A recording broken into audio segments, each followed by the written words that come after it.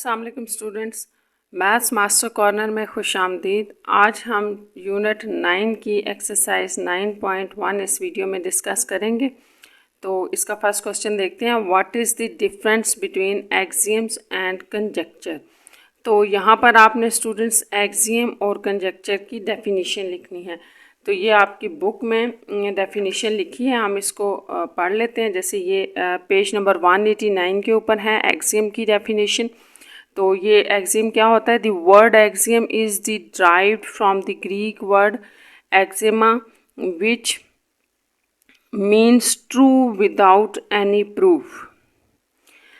इसका मतलब है कि एक्सियम आपके पास इस तरह की एक स्टेटमेंट होती है विद ट्रू होती है, true which means true without any proof, किसी प्रूफ के बगैर वो ट्रू होती है। यानी कि इसका मतलब ये है स्टूडेंट्स कि आपको प्रूफ करने की ज़रूरत नहीं होती, कुछ चीज़ें ट्रू होती हैं, बस वो आपने लिख देनी है। जैसे हम इसकी एग्जांपल आगे देखेंगे। जैसे देखें, that's an axiom is a mathematical statement which is assumed, यानी कि यहाँ से आप इसकी डेफिनेशन लिख सकते हैं कि an axiom is a mathematical statement, एक मैथमेटिकल स्टेटमेंट होती है which is assumed to be true without any proof, किसी भी प्रूफ के बगैर वो ट्रू होती है। Axioms are truths that have been derived on the basis of everyday experience and form the basis on the other derivations. Axioms deal with the number and their relations. आप इसको इतनी definition के बाद example दे सकते हैं। जैसे ये a number is always equal to itself, तो इसकी एग्जाम्पल में आप लिख सकते हैं कि एक नंबर हमेशा अपने आप के इक्वल होता है। तो इसको प्रूफ करने की ज़रूरत नहीं है, ये ट्रू है।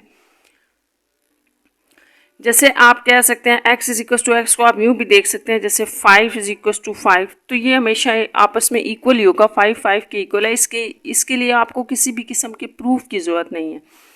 और geometry, in geometry we can say that A B is any line segment that A B is equal to B A. जैसे अगर आपके पास कोई लाइन है ए बी और उसकी लेंथ फॉर एग्जांपल 2 सेंटीमीटर है, तो आप A B is equal to B A कहें तो एक ही बात है, ये भी 2 ये भी 2 हो गया, ये भी ट्रू हो गया।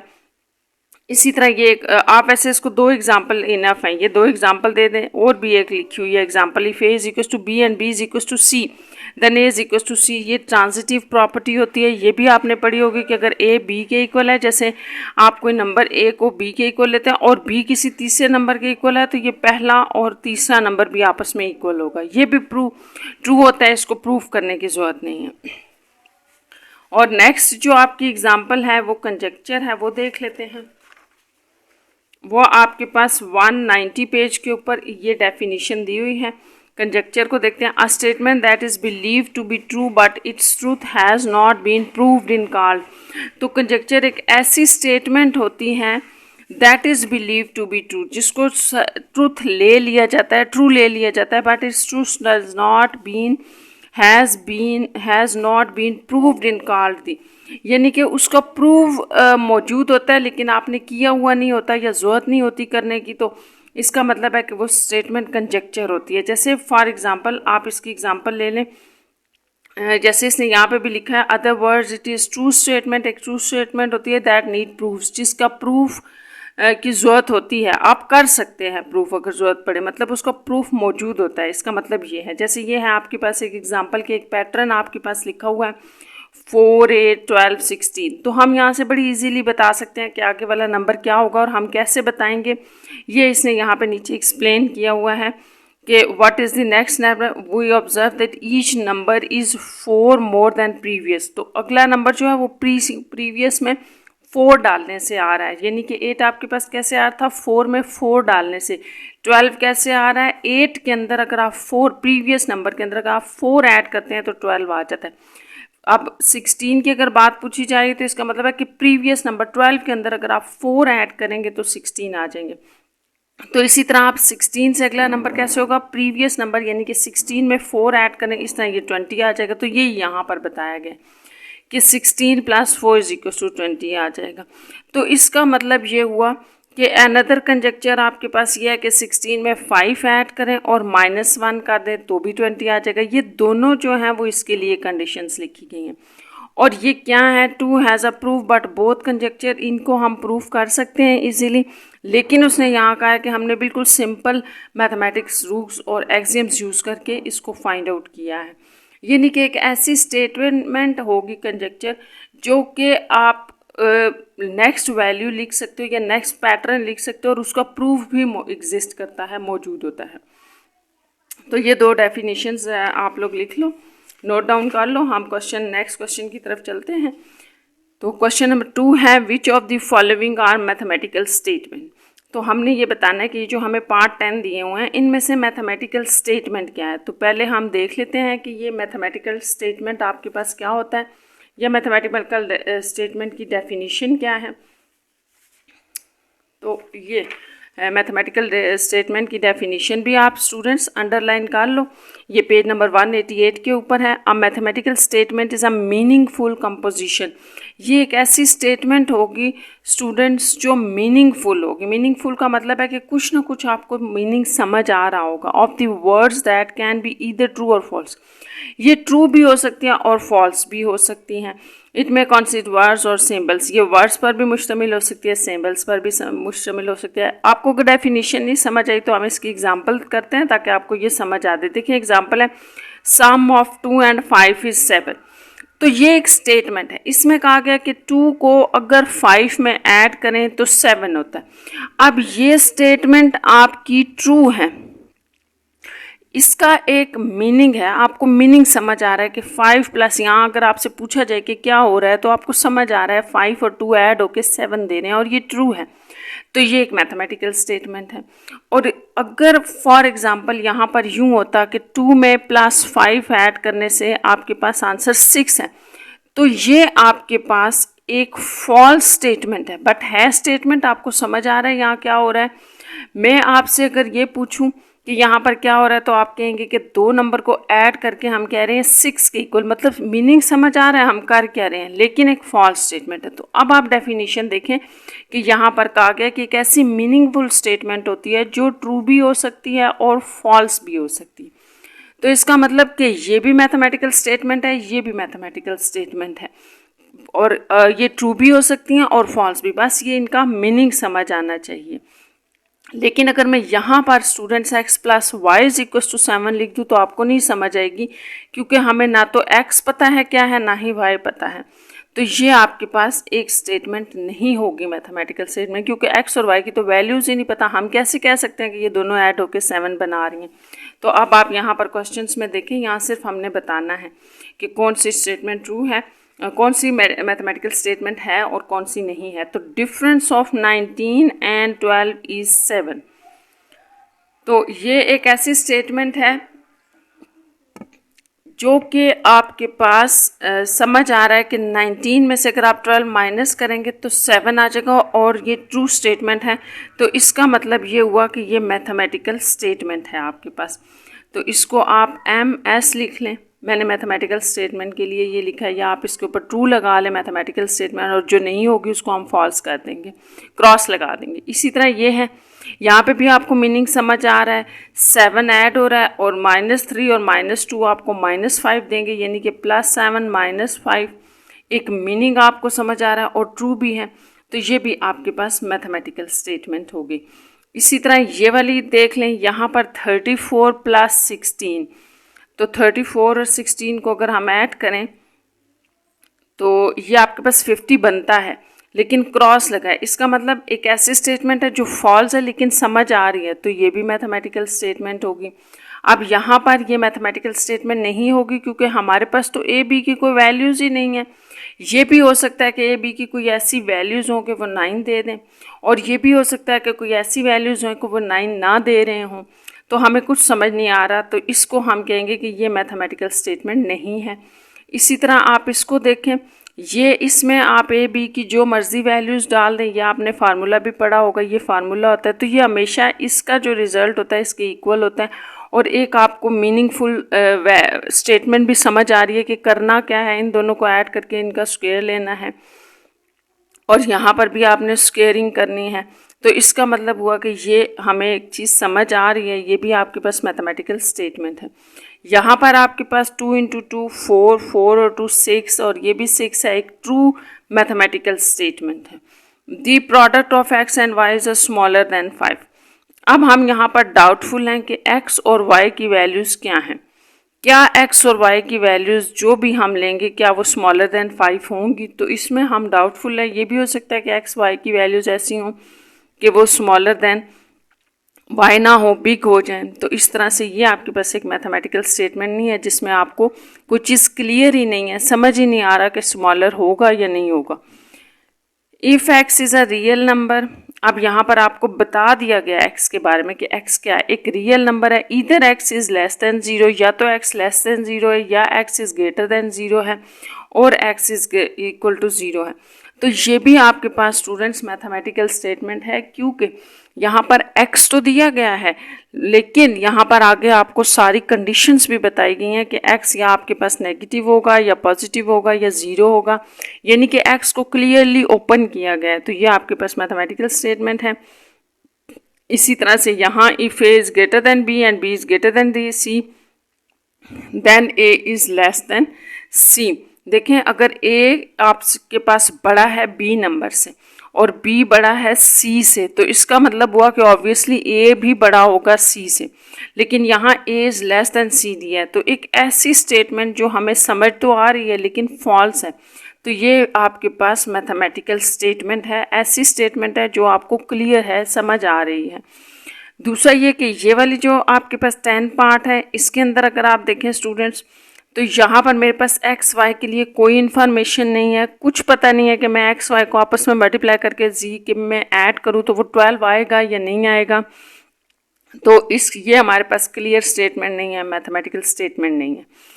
यहाँ पर आपके पास ये मैथमेटिकल स्टेटमेंट होगी। देखें, यहाँ पर भी एस टी दिया गया, जैसे यहाँ पे एक्स वाई दिया गया था, लेकिन यहाँ एक्स वाई बिल्कुल अननोन है, हमें पता ही नहीं है एक्स वाई क्या है, लेकिन यहाँ पर आपको एस भी दे दिया गया है, टी भी। तो ये एक क्लियर स्टेटमेंट है आपके पास, इसलिए ये मैथमेटिकल स्टेटमेंट होगी। अब हम नेक्स्ट क्वेश्चन की तरफ चलते हैं, क्वेश्चन नंबर 3 की तरफ। The sum of A and B is equals to 0। अब इसके अंदर आपसे ये कहा गया है इस क्वेश्चन में कि क्वेश्चन नंबर 3, इसमें यह है कि अगर a और को b में ऐड कर दें तो is equals to 0। If sum of a b is equals to 0 is this statement is a mathematical statement. If now how can we make it mathematical statement. तो ये भी बड़ा आसान सा है, जैसे हमने अभी ऊपर देखा है कि इस तरह के स्टेटमेंट आपने क्वेश्चन नंबर 2 में देखा है, इस तरह के स्टेटमेंट जिसके बारे में ए और बी हमें क्लियर ही नहीं है कि क्या है ये, तो हमने इसको कहा था कि ये मैथमेटिकल स्टेटमेंट नहीं है। तो क्वेश्चन ये है कि is this is a mathematical statement, तो आप लिखें नाउ, ये मैथमेटिकल स्टेटमेंट नहीं है। अब हम रीज़न इसकी दे देते हैं, बिकॉज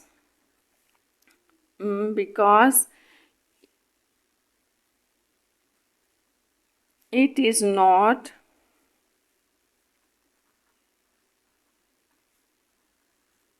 मीनिंगफुल नहीं है, क्योंकि ए भी हमारे पास जो है वो वैल्यूज़ नहीं है। तो हम इसको मीनिंगफुल कैसे बना सकते हैं, नेक्स्ट पार्ट आपका क्वेश्चन का ये है, how can we make it mathematical statement. तो हम इसको मैथमेटिकल स्टेटमेंट कैसे बना सकते हैं, तो स्टूडेंट्स बहुत आसान है। अगर हम ए बी को कोई वैल्यूज़ दे दें, वैल्यूज़ असाइन कर दें, तो ये हमारे पास एक मैथमेटिकल स्टेटमेंट बन जाएगी। तो इसको हम राइट कर लेते हैं by assigning particular values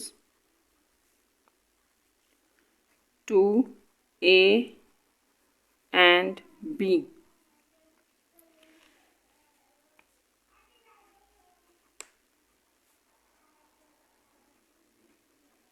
It will becomes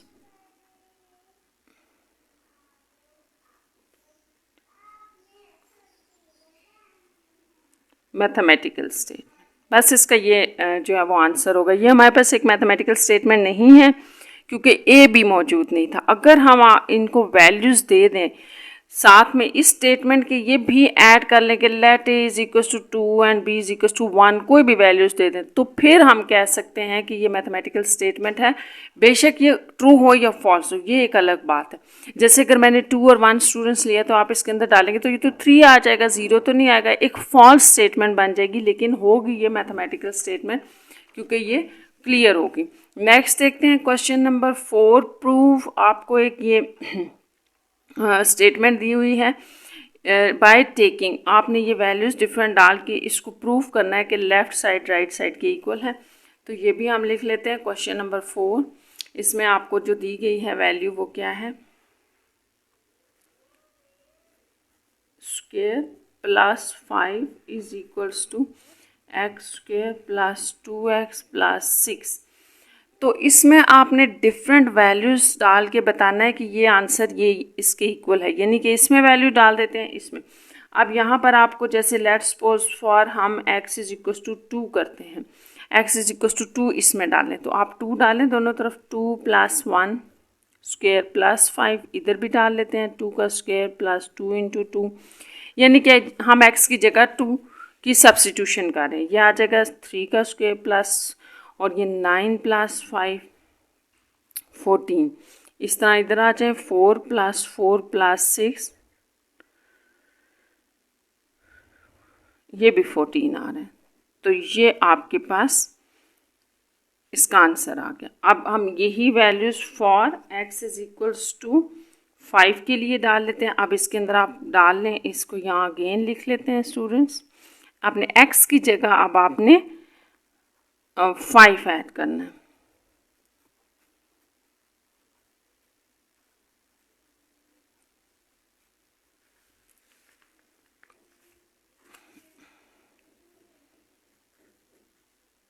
ये 5 और 1 6, 6 का स्क्वायर 36, 36 में हमने 5 ऐड किया तो ये 41 आ जाएगा, और ये 25 प्लस 5 टू 10 प्लस 6, और ये 35, 35 और 6 41, ये भी हो गया।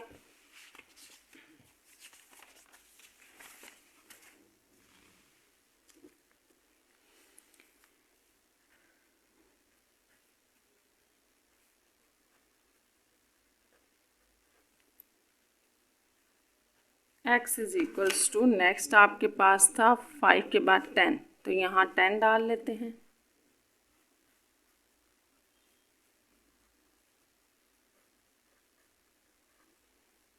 इलेवन का स्क्वायर प्लस 5, और ये 121 प्लस 5 होगा, और इस तरह से ये आपके पास 126 आ जाएगा।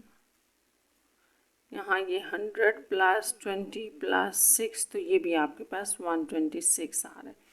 तो ये इस तरह से आपने वैल्यूज़ फाइंड आउट करनी थी।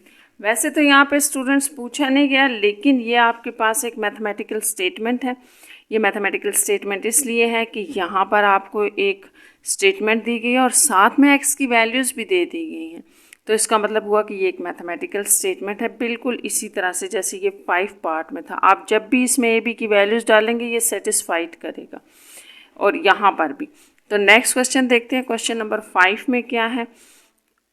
Find the next number in the pattern using conjuncture. Find the next number in the pattern using conjuncture. तो इसमें हमने एक पैटर्न दिया हुआ है, इसमें हमने एक नेक्स्ट नंबर इससे आगे बताना है, और स्टेट द कंजक्चर यूज़, और ये भी बताना है कि यहाँ क्या कंजक्चर जो है वो आपके पास यूज़ हुआ है। तो अगर आप इसको देखें स्टूडेंट्स, क्वेश्चन नंबर 5, 1 3 7 15 31, तो हम यहाँ ये देखेंगे कि ये नंबर कैसे आ रहे हैं हमारे पास। तो अगर मैं यहाँ पर किसी भी नंबर को, जैसे ये हमारे पास एक नंबर है 3, इसको मैं मल्टीप्लाई करूँ प्रीवियस नंबर के साथ, ये 1 के साथ, सॉरी 2 के साथ, 3 को मैं 2 से मल्टीप्लाई करूं और प्लस कर दूं इसमें 1, तो ये 7 बन रहा है।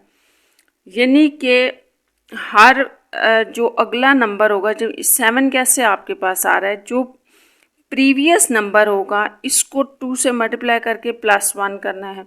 तो इसी तरह अगर हम ये देखना चाह रहे हैं कि 3 कैसे आएगा, तो प्रीवियस नंबर इसका क्या है, 2 से मल्टीप्लाई करें प्रीवियस नंबर को 1 को और इसमें ऐड कर दें 1, तो ये 3 आ रहा है। इसी तरह अगर मैं 15 फाइंड आउट करना चाह रही हूँ कि 15 कैसे आ रहा है, तो हमने क्या करना है, इससे जो प्रीवियस नंबर है 7 उसको मल्टीप्लाई करेंगे 2 से +1 15, यानी कि यहाँ पर ये पैटर्न फॉलो हो रहा है। इसी तरह अगर हमें 31 फाइंड आउट करना है कि ये कैसे आ रहा है, तो प्रीवियस नंबर इसके प्रीवियस यानी कि इसके जो बैक पे नंबर है 15 है, उसको मल्टीप्लाई करें 2 से +1 करें, 15 2 से 30 और 1 31। तो जो आपने फाइंड करना है वो क्या होगा, अब यहाँ जो मैंने फाइंड आउट करना है वो यहाँ नंबर है, तो इससे प्रीवियस 31 है, 31 को मल्टीप्लाई करें 2 से स्टूडेंट्स और इसमें 1 ऐड कर दें, तो ये आपके पास क्या आ जाएगा, 31 को 2 से मल्टीप्लाई करने से आपके पास 61 आएगा, 2 1 62 आएगा, सॉरी 62 में 1 ऐड करें तो 63। तो ये आपका वो रिक्वायर्ड नंबर है और जो हमने कंजक्चर यूज़ किया है वो हमने लिखना है, तो वो हम लिख लेते हैं कि क्या यूज़ कर रहे थे हम यहाँ पर, हम कर रहे थे कि जो भी हमारे पास प्रीवियस नंबर था उसको हमने मल्टीप्लाई किया 2 से और उसमें +1 किया, जिससे हमारे पास नेक्स्ट नंबर आ गया। तो बस आपने इसको ये लिख देना है, स्टेट द कंजक्चर, वो हमने कर दिया। 6 which of the followings are axioms, ये बताना कि इनमें से एक्सियम्स कौन से हैं। How many of the axioms are postulates, और कौन से एक्सियम्स ऐसे हैं जो पोस्टुलेट हैं। तो सबसे पहले हम एक्सियम्स की डेफिनेशन हमने पहले भी देखी थी, तो हम फिर एक दफ़ा उसको रिवाइज कर लेते हैं कि एक्सियम्स हमारे पास क्या होते हैं और फिर देन ये देखते हैं कि पोस्टुलेट क्या होता है। तो इसको यहाँ से डेफिनेशन देखें। एक्सियम्स आपके पास इज़ अ मैथमेटिकल स्टेटमेंट, एक ऐसी मैथमेटिकल स्टेटमेंट है which is assign to be true without any proof, proof के बगैर वो हमारे पास एक ट्रू स्टेटमेंट होगी, जो ट्रू होगी उसको प्रूफ करने की ज़रूरत नहीं है। और पोस्टुलेट की भी डेफिनेशन यहीं पे दी हुई है 189 पेज पे। एन एक्सियम, ये भी एक एक्सियम होता है रिलेटेड टू ज्योमेट्री, लेकिन होता ज्योमेट्री से रिलेटेड है, कॉल्ड पोस्टुलेट। जैसे उसने यहाँ पे एग्जांपल दी है कि infinite number of line passes to a point. अगर आप एक पॉइंट ले लें, इस एग्जांपल का मतलब यह है कि अगर आप एक पॉइंट ले लें, ऐसे एक पॉइंट ले लें, तो उसमें से बहुत सी लाइंस गुजर सकती हैं। इसको प्रूफ करने की ज़रूरत नहीं है, आपके पास इनफिनिट मैनी इस पॉइंट में से लाइंस गुजर सकती हैं। तो ये एक पोस्टुलेट होगा, एक एक्सियम है, सॉरी एक्सियम है लेकिन ज्योमेट्री से रिलेटेड है, इसलिए ये पोस्टुलेट है। तो ये चीज़ हमने अब यहाँ पर देखनी है। तो if A is equal to B then B is equal to A, तो ये आपको पता है कि अगर आप a is equal to B ले रहे हैं then b is equal to a, कोई भी number a is equal to b है, जैसे आप कहते हो, जैसे मैं यहाँ पे कहूँ 2 + 1 इज इक्वल टू 3 या 3 इज इक्वल टू 2 + 1, तो ये दोनों स्टेटमेंट्स आपको क्लियर हैं, समझ आ रही हैं और एक्सियम्स हैं, क्योंकि यहाँ पर कोई ऐसी चीज़ नहीं है कि मैं उसको प्रूफ करूँ 3 इज इक्वल टू 3 ही होता है, इसको प्रूफ करने की ज़रूरत नहीं है। तो ये आपके पास एक्सियम होगा। 2 + 2 मेक 4, ऑफकोर्स जब भी आप 2 को 2 में ऐड करेंगे 4 आ जाएगा और इसको भी प्रूफ करने की ज़रूरत नहीं है, ये भी एक एक्सियम है। Only one and only one line can passes through 2 points, 2 points में से सिर्फ एक लाइन ही पास हो सकती है, यानी कि अगर आपने एक पॉइंट यहाँ लिया है A और यहाँ लिया है B, तो उसमें से एक लाइन ही पास हो सकती है, और अगर कोई और गुजरेगी भी तो वो उसके ऊपर ही होगी। कोई किसी और लाइन की अगर आप स्टूडेंट्स बात करते हैं तो वो ऐसे गुजर जाएगी, ऐसे गुजर जाएगी, लेकिन दोनों पॉइंट्स में से एक ही लाइन पास होगी, और ये भी अंडरस्टूड है। तो ये भी आपके पास एक एक्सियम है लेकिन ज्योमेट्री से रिलेटेड है, तो फिर इसको आप क्या कहोगे कि ये आपके पास पोस्टुलेट है, P फॉर पोस्टुलेट। मैंने एक्सियम ए के लिए यूज़ किया, पोस्टुलेट के लिए P। अब if 2 sides of a triangle are equal then opposite angles are also equal. If two sides of a triangle are equal, अगर दो ट्राइंगल की साइड्स इक्वल हो तो उनके ऑपोजिट एंगल आपस में इक्वल होते हैं। ये एक थ्योरम है और इसका प्रूफ भी होता है। तो ये आपके पास एक्सियम और पास्टुलेट दोनों ही नहीं होंगे, क्योंकि एक्सियम के लिए मैंने आपको बताया था कि एक ऐसी स्टेटमेंट होती है जिसके लिए जो अंडरस्टूड होती है ट्रू है, उसके लिए प्रूफ की ज़रूरत नहीं होती, जबकि ये एक ऐसी स्टेटमेंट है जिसका प्रूफ भी मौजूद है, क्योंकि ये एक थ्योरम है। तो ये ना तो एक्सियम हुआ और ना ही पास्टुलेट हो गया। नेक्स्ट पार्ट देखें इसका। Product of two negative real number is always greater than 0। Product of two negative real number, तो इसको वैसे तो ये एक एक्सियम है, लेकिन इसको बता देती हूँ मैं आपको कि ये कैसे बन रहा है।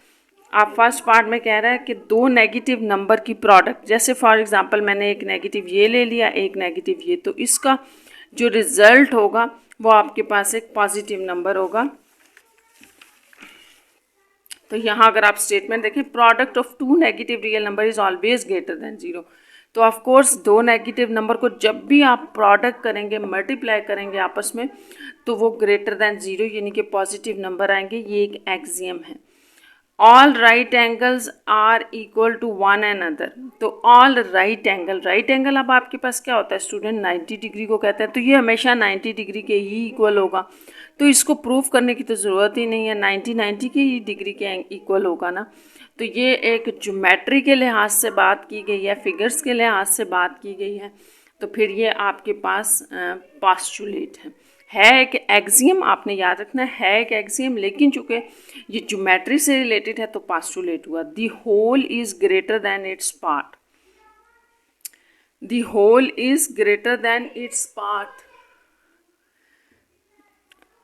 इसका मतलब ये है कि इसको भी आप यहाँ पर देख लें, 7th पार्ट, कि अगर होल का मतलब ये होता है कि लेट्स सपोज आपके पास एक सर्कल है, और इसको आप ऐसे डिवाइड कर दें, कटिंग कर दें इसकी, ऐसे करके दो पीस में कर दें, 3 में कर दें, या जैसे मैंने इनको 6 पीसीज में कर रहे हैं, तो जो एक पीस होगा, एक की आप बात करें, या ऑफ कोर्स होल से तो स्मॉल है, या होल इज ग्रेटर देन है, तो यहाँ पर उसने यही कहा है कि the whole is greater than its parts से हमेशा होल जो होता है वो ग्रेटर होता है। तो ये भी एक एक्सियम है। और if A is greater than B and C is greater than D, अगर ए बी से बड़ा है और सी बड़ा है डी से, और ए और सी को आपस में ऐड कर दिया, यानी कि दो बड़े नंबर्स को आपस में ऐड कर दिया जाए, और बी और डी दो छोटे नंबर्स को ऐड कर दिए, तो जो इनका सम होगा वो भी बड़े वाला का बड़ा हो जाएगा, ग्रेटर देन हो जाएगा, और बी प्लस डी। तो ये भी एक अंडरस्टूड बात है, इसको प्रूफ करने की जरूरत नहीं है। इस तरह ये आपके पास एक एक्सियम हुआ। नेक्स्ट है, it is possible to extend a line segment continuously in the both directions. तो आपने याद रखना है कि लाइन सेगमेंट क्या होता है। आपके पास इस तरह से एक लाइन सेगमेंट होती है आपके पास, इसको आप लाइन सेगमेंट कहते हैं। तो ये आप दोनों तरफ, दोनों डायरेक्शन में इसको एक्सटेंड कर सकते हो, यानी कि बढ़ा सकते हो। तो ये आप जितनी मर्जी ले लें, अगर आपको गिवन नहीं है कि आपने इतने सेंटीमीटर लेनी थी, तो एक नॉर्मल सी जो लाइन सेगमेंट होती है वो आपके पास दोनों तरफ एक्सटेंडेबल होती है। तो ये भी ज्योमेट्री के लिहाज से ये एक पास्टुलेट है। 10th पार्ट है, when we add 3 consecutive even numbers their sum is even. तो इसमें आपसे ये पूछा गया कि अगर 3 कंसेक्यूटिव नंबर्स, इवन नंबर्स की बात हो रही है कि इवन नंबर को ऐड किया जाए तो उनका सम भी इवन होगा। तो ये भी बिल्कुल ठीक है, क्योंकि जब भी आप कोई से कंसेक्यूटिव का मतलब होता है आगे पीछे आने वाले नंबर्स, तो ये कोई से भी 3 इवन नंबर ले लें तो इनका सम क्या होगा, ये 12, तो इनका सम जो है वो एक इवन नंबर होगा। तो इसको प्रूफ करने की ज़रूरत नहीं है, ये ट्रू है।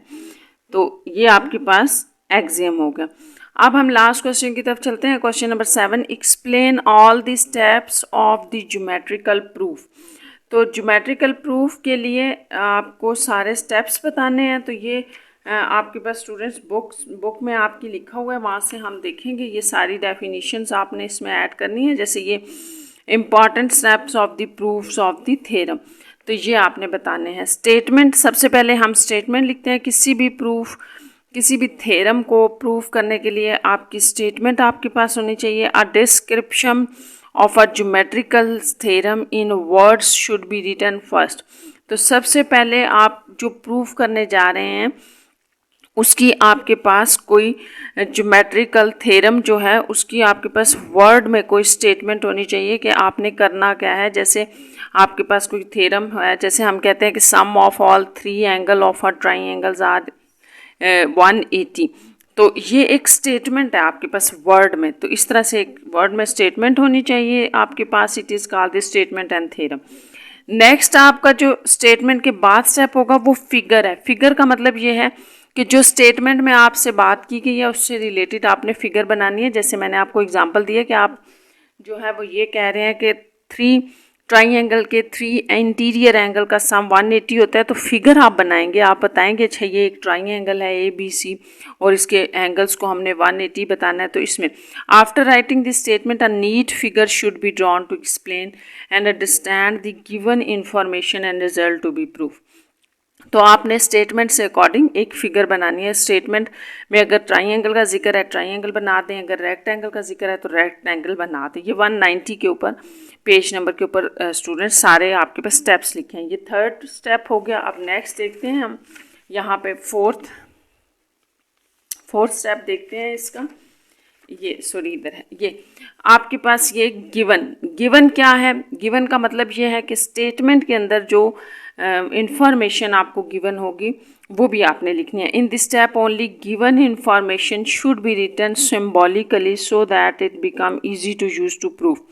अगर आपको प्रूफ फाइंड आउट करने जा रहे हैं तो आपने स्टेटमेंट के अंदर देखना है कि आपको गिवन क्या था। हो सकता है आपको कोई एंगल गिवन हो, लेट्स सपोज लिखा हो कि एंगल ए जो है वो आपके पास 30 डिग्री है, इस तरह से कोई इन्फॉर्मेशन दी हुई होगी, या कोई साइड दी होगी कि AB equal to let's suppose 5 centimetre है। तो इस तरह से वो आपने सिम्बॉलिकली लिखनी है कि आपको गिवन क्या है।